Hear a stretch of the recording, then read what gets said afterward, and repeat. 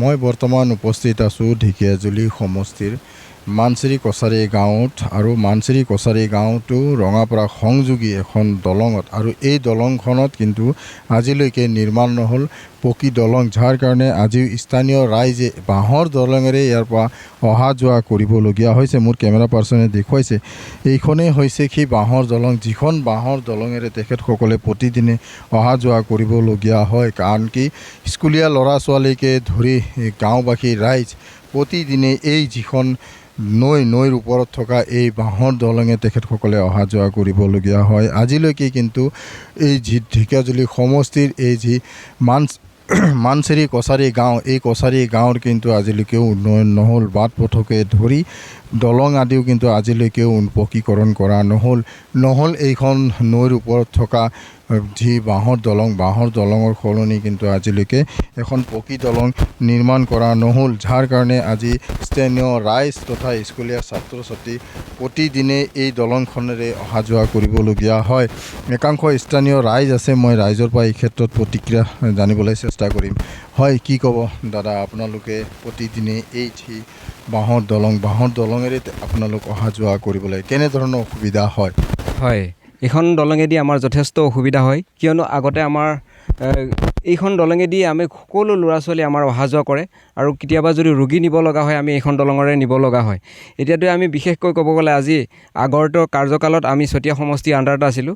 তেখেতক আমি বাৰম্বাৰ অনুৰোধ কৰাৰ ক্ষেত্ৰতো তেখেত চতিয়া সমষ্টিৰ বিধায়ক মহোদয়ে তেখেতে আমাৰ এই দলংখন চাবও নাহিলে বা বনাই নিদিলে। আগন্তুক দিনত আকৌ আমি এতিয়া ঢেকীয়াজুলি সমষ্টিত আহিছোঁ। ঢেকীয়াজুলি সমষ্টিটো এই দলংখনৰ কাৰণে আমি আবেদন পত্ৰ কৰিছোঁ, কিন্তু এইখন দলঙৰ কাৰণে আজিলৈকে একো সঁহাৰি দিয়া নাই। সেয়েহে আমি তেখেতসকলক চৰকাৰক অতি জৰুৰীকৈ কৈছোঁ গাঁৱৰ ফালৰ পৰা, যিহেতু নেকি আমাৰ স্কুলত বা ল'ৰা ছোৱালী অহা যোৱা কৰিবলৈ বা বেমাৰী ৰোগী নিবৰ কাৰণে আমাৰ দলংখন যাতে অতি সোনকালে চৰকাৰে বনাই দিয়ে, তাকে আমি অনুৰোধ কৰিম।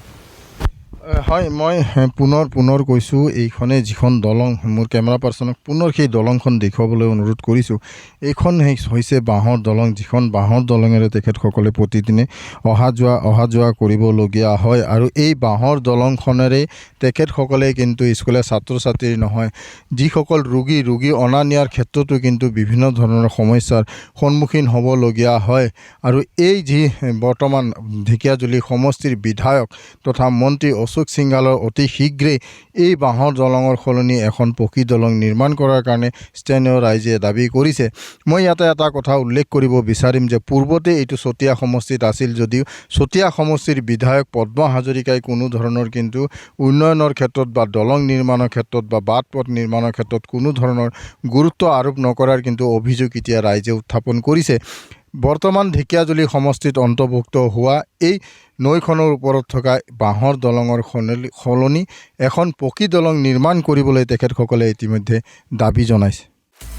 আপুনি বিচৰা বাতৰি পাব কেৱল নিউজ 18 এপত।